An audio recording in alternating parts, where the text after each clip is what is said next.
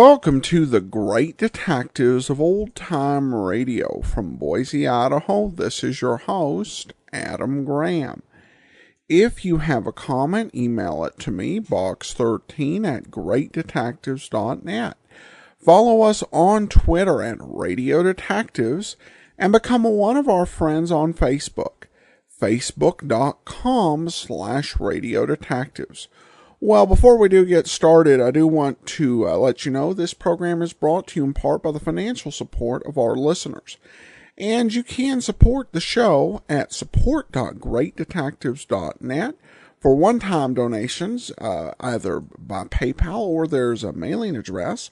Or you can also become an ongoing Patreon supporter, patreon.greatdetectives.net. Well, now it's time for today's episode of Ellery Queen. We have a change of network. The series moved from NBC to CBS, and Barbara Terrell takes over as Nikki Porter. So with those casting changes in mind, here now is today's episode of Ellery Queen from August 1st of 1945. This one is called Nick the Knife, and it's taken from the Mystery Playhouse program. Our tale is concerned with a terror that ravaged a city for many months. It was solved finally by your good friend, Ellery Queen, who's here to tell you all about it.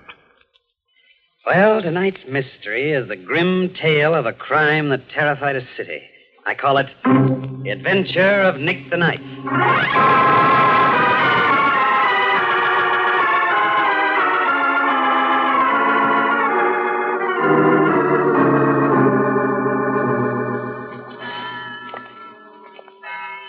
Well, I'll say goodnight here, Lou. Oh, but Gladys, your house is a block away. Oh, you know, Pa. He gets awful mad when I stay out this late with a fella. I know, but I don't like you walking the rest of the way alone in this dark neighborhood, Glad. Oh, you're sweet. Well, good night, Lou. Okay. Good night. Gee, gosh, it is dark tonight. Well, I sure hope Pa ain't waiting up for me. Who's that under the tree? Pa. Pa, is that you?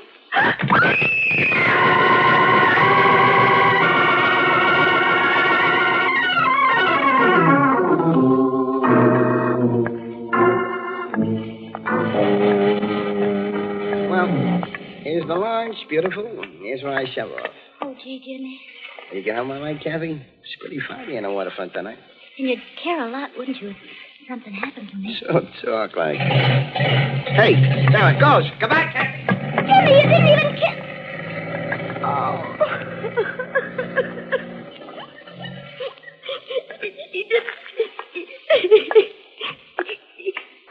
Is that Jimmy?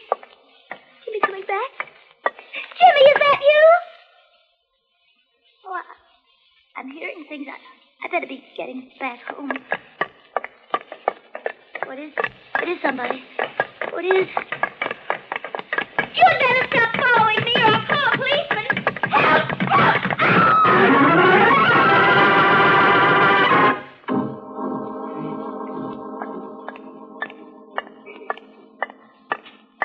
Help! Who's that?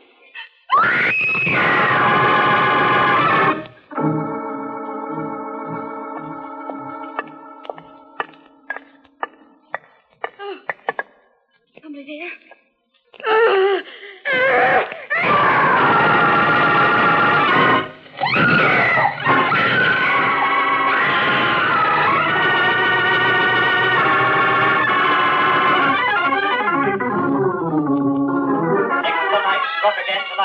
Claiming his 31st weekly victim since he launched his mysterious one-man terror wave last Christmas Eve. 20-year-old Henrietta Rutherford of the Bronx was found unconscious on a dark path in Central Park by a park patrolman less than 3 hours ago. As in all previous cases, Nick the Knife's attack consisted in slashing his victim's wrists and face with a sharp instrument. Police are investigating as usual. But so far, still as usual, no clues have been turned up to the identity of... Inspector? Sit here, Nicky. You worked pretty late yourself tonight, Dad. Don't play innocent, Ellery. I heard the radio. Well, we did have the late news on, Dad. Any clue in this one, Inspector? Nope. Girl died without recovering consciousness. Oh, dear. In spite of all our warnings, these girls will keep frequenting lonely spots after dark. And he gets them. Ellery, couldn't you help find out who he is? I wish I could, Nicky. Of course, this fiend the papers have named Nick the Knife is psychotic, probably paranoid, but that's not much help. As for his victims, there's nothing in common except they're all female and attractive. I'm afraid, Dad, the best you can hope for is a lucky break. Better come soon, son, or I'll be out of a job. Well, I'm going to bed. Night, Dad. Night, Inspector. Which reminds me, I'm tired. Would you hand me my hat, Ellery? Just where do you think you're going? Going? Home. After midnight, alone, Nicky? Oh, Ellery, that's ridiculous. Is it? Come on, I'll see you home.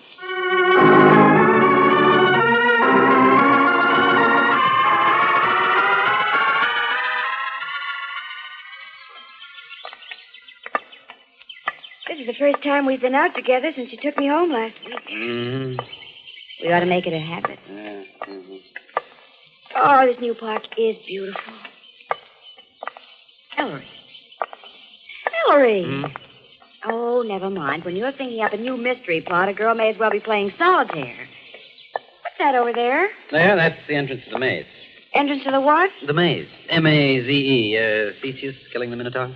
Oh, you mean a labyrinth. Oh, in parks they're called mazes, Nicky. A crazy arrangement of crisscrossing paths that get nowhere. This one is enclosed in high walls and has a glass roof over it. Oh, how silly. No, it's fun.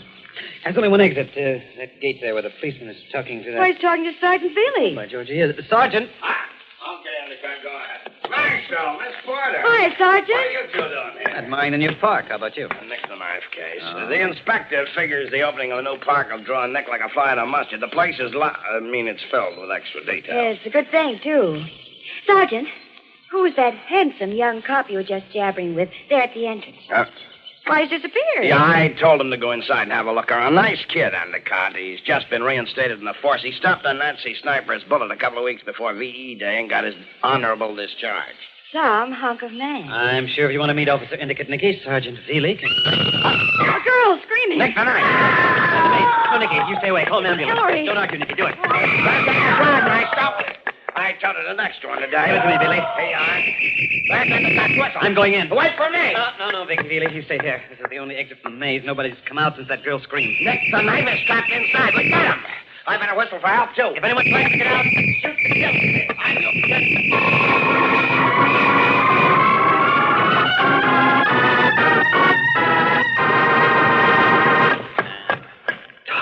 will. Another dead end. Blast this maze. Endicott! Officer, where are you? Blow that whistle again so I can... Stand still or I'll blow a hole through your back. Drop the gun. Drop it. Okay. Now turn around and keep your hands high. Oh, policeman. I thought... you're Endicott, aren't you? I'm Ellery Queen. Inspector Queen's son? Yes. Where's the girl? You seen a man? Officer, for heaven's sake, we're wasting time. Only man I've seen in here is you. How do I know this isn't a trick? Oh, yeah, reach in my pocket. You'll find my wallet and identification. Yeah? Satisfied? Okay. Sorry. Here's your gun, Mr. Queen. Follow me. Did you find the girl? Yeah. Take this turn. She dead? No, she's bleeding bad, though. Had to apply tourniquets to both her wrists. Here, through this hedge, Mr. Queen. There she is. Pulse is pretty fair. These tourniquets did the trick, officer. Good work. Thanks. Unconscious. I wonder who she is. I can tell you, Mr. Queen. Her name's Jane Stepley. How do you know? I recognized her. She lives in the boarding house where I room. I've passed her in the hall lots of times. Not much to look at, huh? Well, Nick's change is pattern, all right. A daylight attack and a homely girl. I better take a look around. All right, but watch yourself, Endicott. Watch yourself. Jane Stepley. What he did to your face. Oh, ambulance. Feely, that you? Maestro, where are you? Follow my voice, Feely. Say some more, son. Dad, how did you get here so quickly? Right here. Oh, Nicky. The inspector was cruising in a squad car right in the parkway. Oh. Stay back, Nicky. Ambulance man. Hey, you better get it to the hospital fast. Her name is Jane Stepley, Dad. I can wait. Where's the officer who was here? Indicate searching the maze. Sergeant, did you have any luck at the entrance? Just one guy, Master, trying to get out. And who do you think it is? All right, ambulance men. We'll see you at the hospital. You men, bring Snow Summers over here. No, Summers, the hophead dead? Ties in, doesn't it, son? What a ratty little man. And look at his eyes, Ellery. Just pinpoint. Thanks to the drug he takes, Nicky. Snow Summers. Oh, let me go. You got me wrong. I nicked a knife to go. Will you? Summers are up to the eyeballs. What did you do with the knife? Knife? Now, look, ain't pin the strap on me. Let me go, will you? Let me go, let me go. Knife, Dad. I just found it under that shrub, tossed away. Ooh, what a wicked-looking thing. That's your knife, Snow, isn't it? No, I didn't cut nobody. Why waste time, Inspector? He's a hop. He was the only one in the maze, so he's nicked the knife. Oh, now, listen. I'll come here to pick up some pennies, yeah? I won't lie to you. I'm a dip, see? Okay, I'm a dip, but I ain't no dame cutter. I isn't down Saunders. I figure I better fade, see? This cop's stuff. Bring him downtown. He'll talk there. Let go, boys. Let go, just a let minute. go. Look. Officer Endicott with another prisoner. Oh, but Ellery, that little man can't be nicked a knife. He's so jolly looking. Yes. Who's this now, officer? Inspector, I found this one here in the maze, roosting up in a tree. A tree. Hiding, huh? What's your name? Hodges.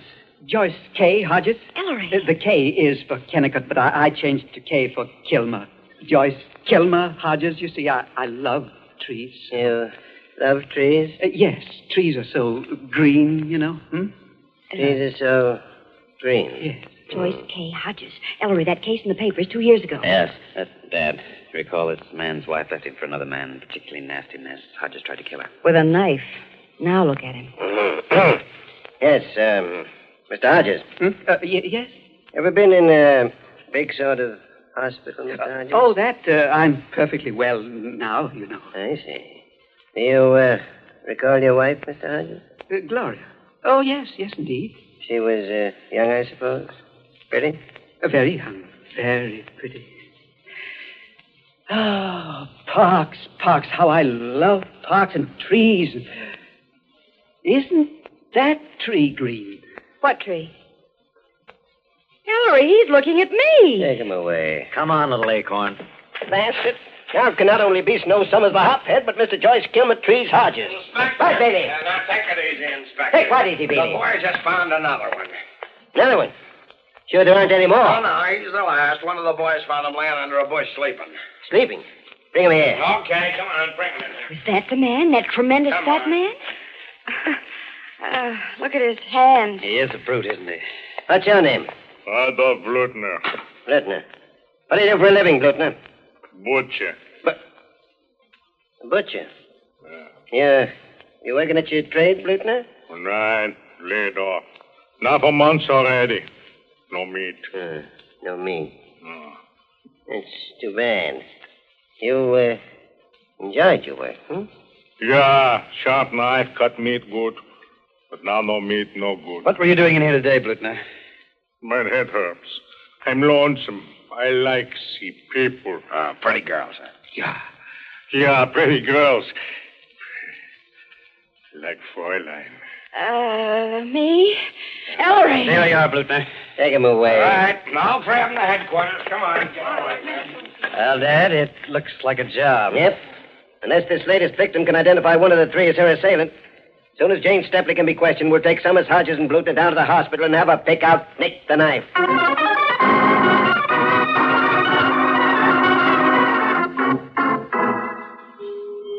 Dr. Barrows. Dr. Barrows. Ellery, you're sure they can't do any harm? Calling Dr. I Barrows. don't like them so close to me. Now, Nicky, each one is handcuffed to a detective. Here's the doctor. All right, Inspector. Fine. Get those mugs on their feet, Bailey. Okay, man, bring him in. And you three better behave, you understand? No, please don't bring them near me. Hey, Miss Stepley. Doctor, somebody, please. No. No, just calm down, Miss Stepley. May I? Yes, go ahead. Jane, listen to me. Nobody's going to hurt you anymore. They just want you to look at these three men, that's all. He cut me. He cut me. Now, take it easy, Miss Stepley. We'll have him out of here in no time at all. Summers, step forward.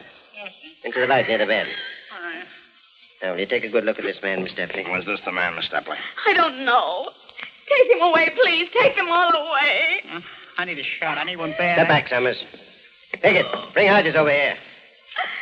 Will you look at this one, please? She isn't a very green tree, is she? Was it this man, Miss Stepley? I don't know. I don't know. Take him aside. Okay. You, Blutner. Nice to watch this guy. I have knife. You do not touch me. Shut up. Keep him back. Jane, just this last one. It was this big fat man, wasn't it? How can I tell who it was when I didn't see who it was? I was walking along in the maze when all of a sudden I was grabbed from behind. Somebody very strong.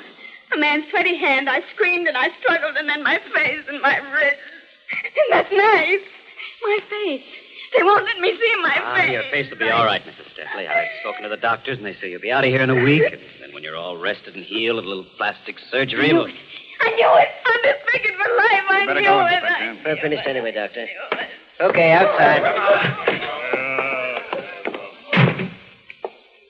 Finished is right. Unless the medics can tell us which one of them is Nick the Knife. Or the eminent Mr. Queen can come up with one of his brilliant suggestions. As a matter of fact, I have one. What is it, Ellery? No, Dad. You turn Summers, Hodges, and Bluten over to the psychiatrist first.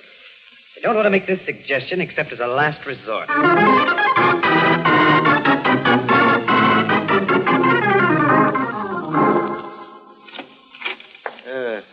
Come in, son. You too, Nicky. What's up, Dad? Ellery was just going to take me to dinner when we got your call to come to headquarters. Doctors are stymied in the Nick the Knife case. I was afraid of that. We shipped Summers, Bluter, and Hodges up to the state hospital in Stonewood 10 days ago, and they've been under observation ever since. We got a lot of fancy reports on it, but nothing that says this guy is Nick the Knife. So, it's your move, Mr. Queen. Yeah, what'd you have in mind, Maestro? A trap. Trap? What kind of trap, son? Well, it's obvious that Nick the Knife isn't normal. He gets murderous impulses. When the impulse seizes him, he's got to use his knife. He can't resist it. What's more, he gets those impulses regularly. All 32 attacks were 1 week apart. But now it's 2 weeks since his attack on the Stepley girl. He's overdue. If right now, tonight, he thought he was free and had a knife... Well, then I'm glad he's not. Oh, you mean... Yes. We can rig up our trap right at Stonewood State Hospital. Now, let's see. It's 7 o'clock now. By fast car, we can make it in 2 hours, so it'll be dark by the time we get there. Darkness, lonely country, woods all around. It's a perfect setup. Say, that is an idea, Inspector. We can take up a big squad. Release Bluter, Summers, and Hodges. See that there's some knives around. They could swipe before we turn them loose. Have each one tailed by 3 or 4 of our best men. Son, I buy it. There's only one thing. You bet. You've got everything for your trap up there but the bait, Mr. Queen. A pretty young girl. Well, why are you looking at me? Oh, no, I should say not.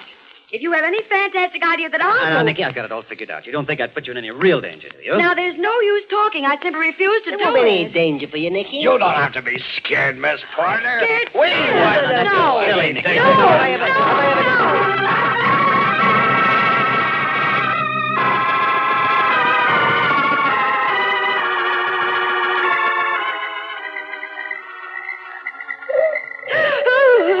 Just now, Nicky, relax.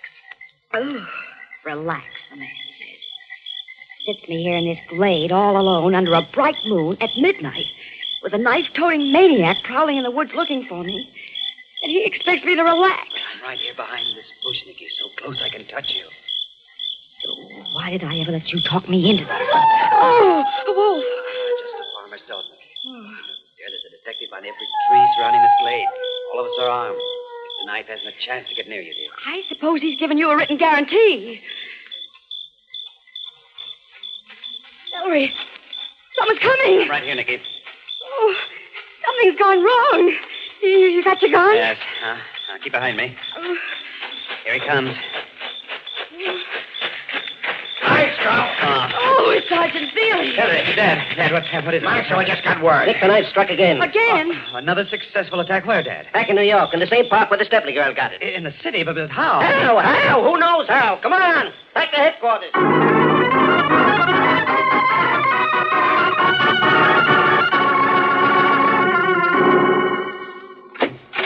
Petey. Well?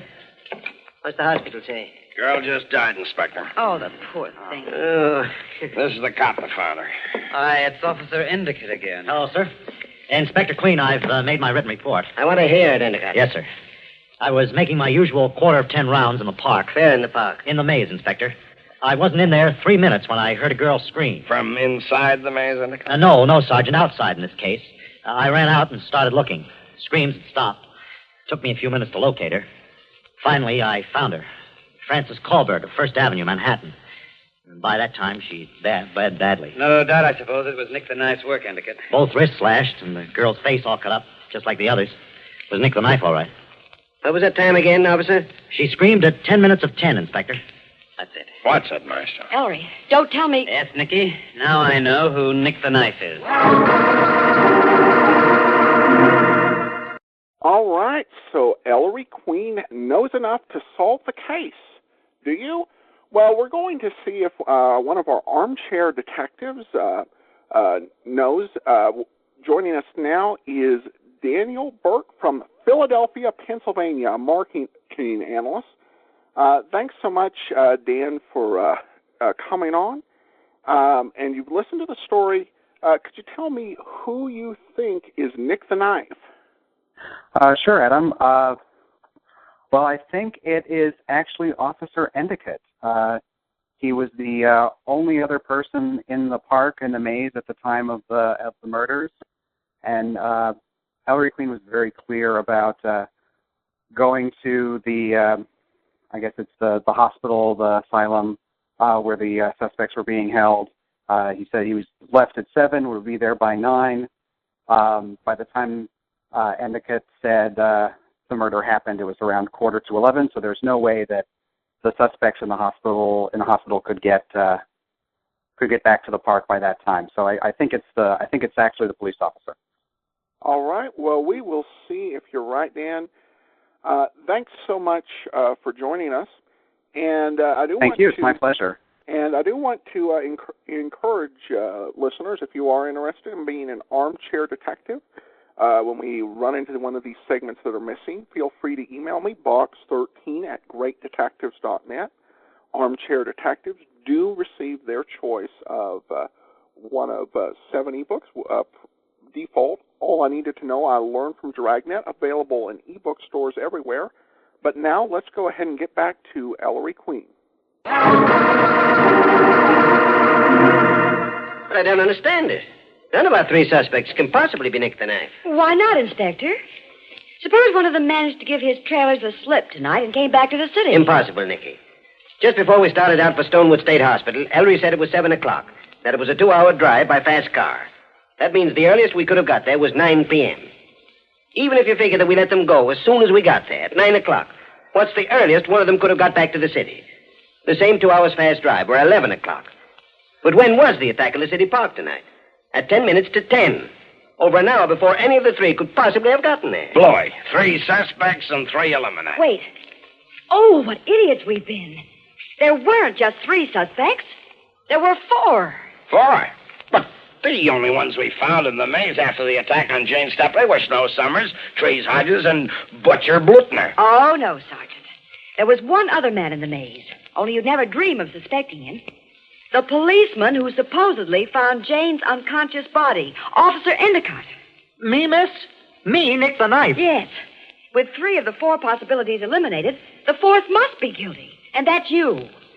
How's my logic, Mr. Queen? Tell her, Dad.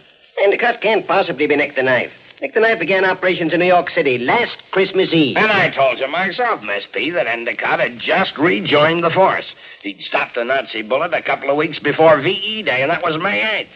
So, he was in the American Army in Germany, at least until the end of April. So how could Endicott have been making attacks in New York once a week for over 30 weeks, beginning last Christmas Eve? Oh. Exit Officer Endicott. I'm awfully sorry. It's quite all right, miss. Yeah, well, where does that leave us? 4 suspects and all 4 eliminated. Why do you say there are 4 suspects, Dad? Yeah, because there were only 4 people in the maze during the attack on Jane Stepley. There were 5. 5? Who was the 5th, Ellery? Jane Stepley herself. Jane Stepley herself? But, Misto, she was the one attacked with a knife. And she attacked herself with a knife, really. No other possible conclusion. Only 5 people were in the maze during the attack, and 4 eliminated. So the 5th must be Nick the Knife. Yes, even if the 5th was the victim. It's not so strange. This homely woman, brooding over unattractiveness, became psychotic and began hunting and attacking girls who were pretty. And what happened? Into the boarding house at which she roomed came a new boarder, a policeman. Now, you yourself, Endicott, told me how you'd keep running into her in the house. That's how you recognized her in the maze. To Jane Stepley's disordered mind, the sudden arrival of policemen to live in her boarding house meant only one thing, that she was being watched. In cunning desperation, she decided to banish the policeman's non-existent suspicion that she was Nick the Knife by staging an attack on herself, on his beat, where he'd be sure to find her bleeding and unconscious. And she very nearly got away with it, poor thing.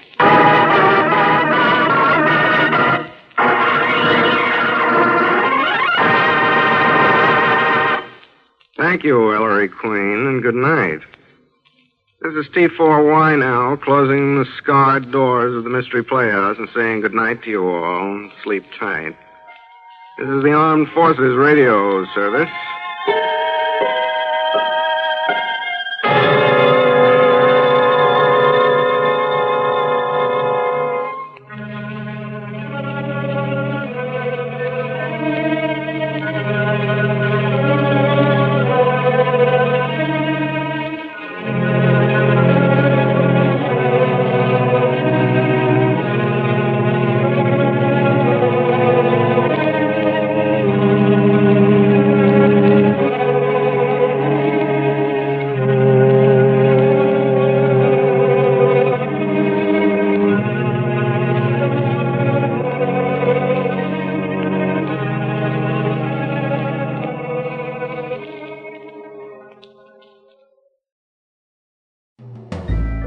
This is Andrea J. Graham, author of the Web Surfer series, and a Madam's Wife.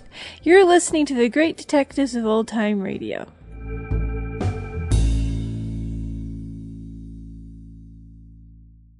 Welcome back. Once again, thank you so much to our armchair detectives. Definitely appreciate you. As I'm recording this segment before we actually record the Armchair Detective segment, I'm not sure whether they were right, but I'm certain they did a good job, and appreciate them filling in for what the Armed Forces Radio Service has cut out. This is an interesting case, a kind of softer attempt at a Jack the Ripper story, and an interesting murderer, even if it's a somewhat weak motive. I liked Nikki's theory. It made perfectly good sense until you consider the fact that we had all been told earlier in the program. Didn't think too much of the motive, or the modus operandi of the New York Police Department. Let's find out what the victims saw before we bring in all of our suspects. No, that'd be silly. Let's just bring the suspects in and see if she can identify them, whether she claims to have seen them or not. And then poor Nikki getting called in as a decoy. You know, you have to do that sort of stuff when you work for Nick Carter. But the New York Police Department, they have police women, even back then, who could do that sort of work. And a final note. When you're doing voice acting and you're playing a murder suspect, that's not really the time to break out your Lou Costello impersonation. I mean, I was sitting there listening to that, and I was laughing too hard to take it seriously. Well, we turn now to listener comments and feedback, and David says, "Am I the only one who's creeped out by the Bromoseltzer train? I know it's supposed to be a train chanting the product in a happy way, but to me it just sounds eerie and disturbing. Of course, I'm basing that on current standards. Who knows? Maybe people like that sort of thing. Oh, so many years ago." Well, thanks so much for the comment, David. And I think people had mixed feelings on trains. I find it kind of cute and endearing, but I can get people who don't. And actually, there was a series, a horror series, known as The Mysterious Traveler. And there's a train at the start of that. And it's a bit more of a sinister feel. So it does depend on the context a bit. Thanks so much for the email, David, and that will do it for today. Join us back here tomorrow for the Adventures of Philip Marlowe, and next Tuesday, it's another adventure with Ellery Queen. In the meantime, send your comments to box13@greatdetectives.net. Follow us on Twitter at Radio Detectives and become one of our friends on Facebook. Facebook.com/Radio Detectives. From Boise, Idaho, this is your host, Adam Graham, signing off.